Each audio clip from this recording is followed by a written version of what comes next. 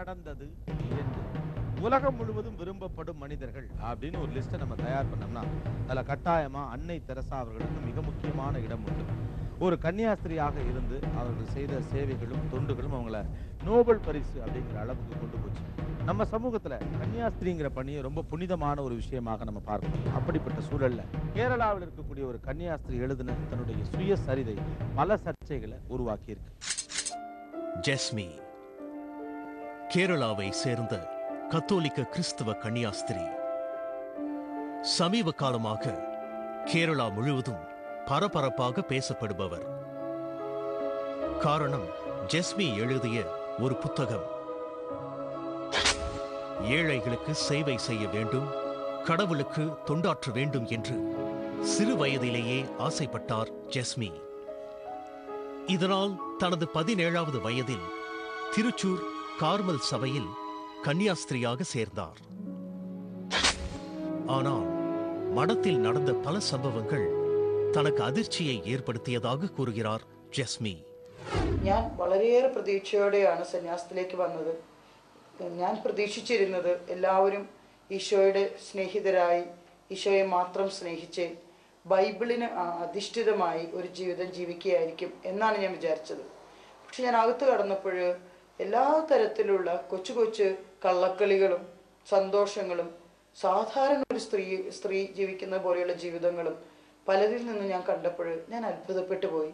ഞാൻ ചെറിയ ചെറിയ അനീതികളൊക്കെ കാണാൻ തുടങ്ങി. ചില സിസ്റ്റേഴ്സ് കയ്യൂക്കുള്ളവൻ കാര്യക്കാരൻ എന്നതുപോലെ അവർ ചില പൈസ അല്ലെങ്കിൽ സോഷ്യൽ സർവീസിനായിട്ട് നീക്കി വെച്ചിരിക്കുന്ന ഫണ്ടൊക്കെ അവരുടെ വീടുകളിലേക്ക് തിരിച്ച് അത് വീടിനായി ഉപയോഗിക്കുന്നതൊക്കെ ഞാൻ കണ്ടുകൊണ്ടിരുന്നു. എനിക്കതൊന്നും എതിർത്ത് പറയാൻ ധൈര്യമുണ്ടായിരുന്നില്ല. പാതിരിയാர்களாலும் மூத்த கன்னியாஸ்திரிகளாலும் தொடர்ந்து தனக்கு ஏற்பட்ட மோசமான அனுபவங்களைத்தான் ஆமேன் ஒரு கன்னியாஸ்திரியின் ஆத்ம கதா என்ற பெயரில் புத்தகமாக எழுதியுள்ளார் ஜெஸ்மி. 17 வயது பெண்ணாக நான் மடத்தில் சேர்ந்த புதிதில் ஒரு பாதிரியார் இளம் கன்னியாஸ்திரிகளை தொட்டு முத்தமிடுவார். அதற்கு யாராவது எதிர்ப்பு தெரிவித்தால் பைபிளில் புனித முத்தம் என்று ஒன்று உள்ளது, அதுதான் இது, தவறேதும் இல்லை என்பார் என்று தனது புத்தகமான ஆமீனில் எழுதியிருக்கும் ஜெஸ்மி, பலவீனமான எங்களை போன்றவர்களிடம் பாலியல் உணர்வுகளுக்கு பைபிளில் இருந்து விளக்கம் சொன்னபோது அதை எதிர்ப்பதற்கான சூழல் அங்கு இல்லை என்கிறார். மேலும் மலையாள மொழி பாடம் நடத்தும் சிஸ்டர் ஒருவர் லெஸ்பியன் நாட்டம் உடையவர். இரவில் என் அறைக்கு வருவார். லெஸ்பியன் உறவுக்கு என்னை வற்புறுத்துவார். அவரின் ஆசைக்கு பணிவதை தவிர அப்போதைக்கு எனக்கு வேறு வழி இல்லை என்றும் அந்த புத்தகத்தில் எழுதியுள்ளார். மடத்தில் சேர்ந்த சில வருடங்கள் கழிந்த பிறகு அங்கு நடக்கும் செயல்கள் குறித்து விமர்சிக்க தொடங்கினார் ஜெஸ்மி. இதை எதிர்பாராத பாதிரியார்களும் மூத்த கன்னியாஸ்திரிகளும் தனக்கு பைத்தியம் என பட்டம் கட்ட முயற்சித்தனர் என்று குற்றம் சாட்டுகிறார் ஜெஸ்மி. ഒരു പ്രൊവിൻഷ്യൽ വളരെ കാർക്കശ്യമുള്ളവളായിരുന്നു, വളരെ സ്ട്രിക്റ്റ് ആയിരുന്നു. മറ്റുള്ളവരെ ശിക്ഷിക്കാനായിരുന്നു ആ പ്രൊവിൻഷ്യലിന് കൂടുതൽ താല്പര്യം. ഒരുപാട് പേര് ആ പ്രൊവിൻഷ്യലിന്റെ കാലത്ത് ശിക്ഷ അനുഭവിച്ചിട്ടുണ്ട്. അതുപോലെ ശിക്ഷ അനുഭവിക്കേണ്ടി വന്നവളാണ് ഞാനും. ഒരിക്കൽ ആ പ്രൊവിൻഷ്യൽ എന്നെ ശിക്ഷിക്കാനായി വന്നു. നിന്നെ മാനസികമായ രോഗത്തിന് ചികിത്സിക്കാനായി ഞാൻ ആശുപത്രിയിൽ കൊണ്ടുപോകുവാൻ ആലോചിക്കുന്നുണ്ട്. അതെനിക്ക് ഷോക്കായിപ്പോയി. ഒരു ദിവസം രാത്രി മദർ പ്രൊവിൻഷ്യൽ വന്നിട്ടുണ്ട്, ഞാൻ എന്നോട് കാണാൻ ചെല്ലണം എന്ന് പറഞ്ഞത്. ഞാൻ ചെന്നപ്പോൾ അവിടെ ഒരു സൈക്യാട്രിസ്റ്റിനെ കൂടി ഇരുത്തിയിരിക്കുകയാണ് മദർ പ്രൊവിൻഷ്യൽ. സൈക്യാട്രിസ്റ്റ് എന്നോട് ചോദ്യങ്ങൾ ചോദിക്കാൻ തുടങ്ങി. ഞാൻ അതിനൊന്നും സൈക്യാട്രിസ്റ്റിനോട് ഉത്തരം പറയാതെ പ്രൊവിൻഷ്യൽ അമ്മയോട് കേണപേക്ഷിച്ചു, ദയവ് ചെയ്ത് എന്നെ ഒരു മാനസിക രോഗത്തിന് ചികിത്സിക്കരുതേ, എനിക്ക് യാതൊരു തകരാറുമില്ല, എൻ്റെ മനസ്സ് സ്വസ്ഥമാണ്, എന്തിനാണ് ഇങ്ങനെ ഒരു പരിപാടി എനിക്ക് ചെയ്യുന്നത് എന്ന് ഞാൻ കാല് പിടിച്ചപേക്ഷിച്ചു. അപ്പോൾ അതിനുശേഷം ഞാൻ പെട്ടെന്ന് ആ മുറിയിൽ നിന്ന് ഓടിയിറങ്ങി.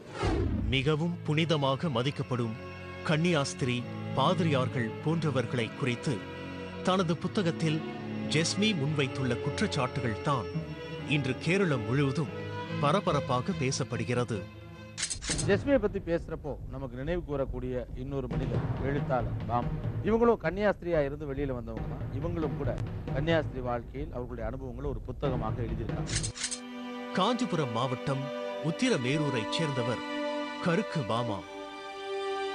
எழுத்தாளராக அறியப்படும் இவர் தனது 28வது வயதில் கன்னியாஸ்திரியாக கிறிஸ்துவ மடம் ஒன்றில் சேர்ந்தார். ஆனால் சில வருடங்களிலேயே அங்கிருந்து வெளியேறிவிட்டார். ஜெஸ்மி முன்வைத்துள்ள குற்றச்சாட்டுகள் ஓரளவிற்கு உண்மை என்கிறார் பாமா.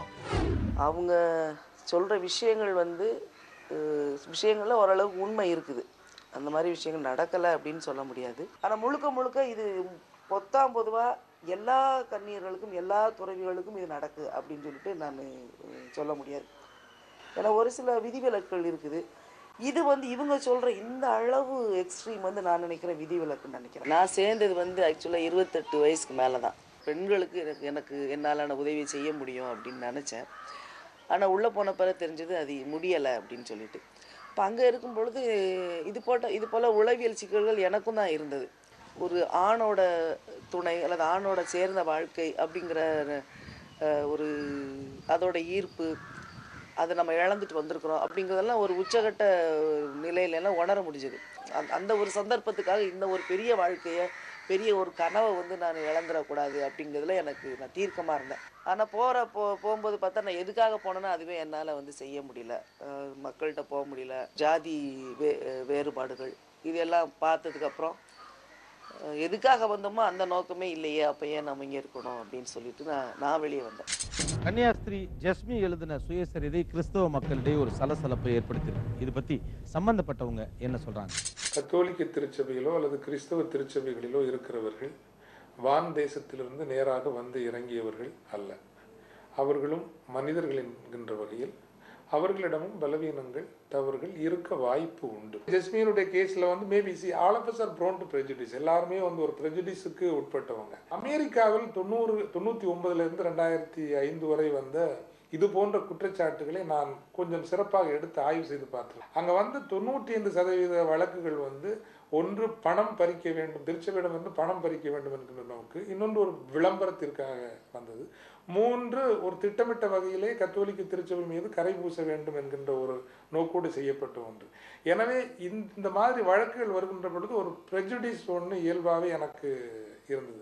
அதே ப்ரெஜுடிஸ் சிஸ்டர் ஜெஸ்மி வழக்கு வந்த பொழுதும் நான் அதை சீரியஸாகவே எடுத்துக்கலாம். ஜெஸ்மி எழுதின இந்த ஆமன்ற புத்தகம் அவங்க பாதிக்கப்பட்டு இதனால் மற்றவங்க பாதிக்கப்படக்கூடாது, இந்த சூழ்நிலை உருவாகக்கூடாது அப்படின்ற ஒரு எண்ணத்தை முன்வைத்து அவங்க செஞ்சுருந்தாங்கன்னா அந்த ஜெஸ்மி அவர்களை பாராட்டுவோம். உள்ளே இருக்கிற கருத்துக்களுக்காக திருச்சபைக்கு கண்டனமும் தெரிவிப்போம். அது நல்லதும் கிடையாது, இது தப்புன்னா நம்ம திருத்திக்கிறணும் அப்படின்ற ஒரு நிலையை எடுத்துக்கிறோம். ஆனால் இப்போ நிறைய பேர் சந்தேகப்படுறது மாதிரியா இவ்வளவு நாள் கழித்து சொல்கிறதுக்கு காரணம் அந்த அம்மாவுக்கு விரும்பின பதவி கிடைக்கல, அதனால தான் இவங்க இந்த மாதிரியா குற்றச்சாட்டுகளை மிக அதிகப்படுத்தி ரொம்ப அதிகமான குற்றச்சாட்டுகளை சொல்லி இவங்க இந்த புத்தகத்தை எழுதியிருக்கிறாங்க அப்படின்ற ஒரு நிலை வந்ததென்றால், அது உண்மையானதென்றால் அதை நம்ம சிஸ்டர் ஜெஸ்மியை வன்மையாக கண்டிக்கணும். நம்ம பலகாலமாகவே இது போன்ற பல்வேறு சர்ச்சைகள் எழுந்தாலும் ஆழமாக வேரூன்றி இருக்கக்கூடிய ஒரு மதத்தின் மீதான அபிப்பிராயங்கள் குலைச்சிருது. ஆனா ஒரு இன்ஸ்டிடியூஷன் வர்றப்போ இது போன்ற குற்றச்சாட்டுகள் எழும்போது அது உண்மையாக இருந்தால் அதை களைவதும், பொய்யாக இருந்தால் அது இல்லை என்று நிரூபிப்பதும் இன்ஸ்டிடியூஷனுடைய கடமையாகிறது. நம்முடைய நிகழ்ச்சி குறித்த உங்களுடைய கருத்துக்களையும் இந்த நிகழ்ச்சி மூலமாக சமுதாயத்திற்கு நீங்கள் சொல்ல விரும்பும் விஷயங்களையும் எங்களுக்கு தெரிவிக்கலாம். எட்டப்பன் இந்த பேரை நம்ம யாருக்கெல்லாம் சொல்றோம்? நம்ப வச்சு கழுத்து இருக்கிறவங்க, முதுகுல குத்துறவங்க, நண்பன் போல் பழகி ஏமாற்றுபவர்கள், இவங்களெல்லாம் எட்டப்பன் அப்படின்னு ரொம்ப காலமாவே சொல்லிட்டு இருக்கோம். ஆனா எட்டப்பனின் வாரிசு வேறொரு வரலாறை நம் முன்வைக்கிறார். அந்த வரலாறு என்ன? காத்திருங்கள், நாளை வரை மீண்டும் சந்திப்போம். வணக்கம்.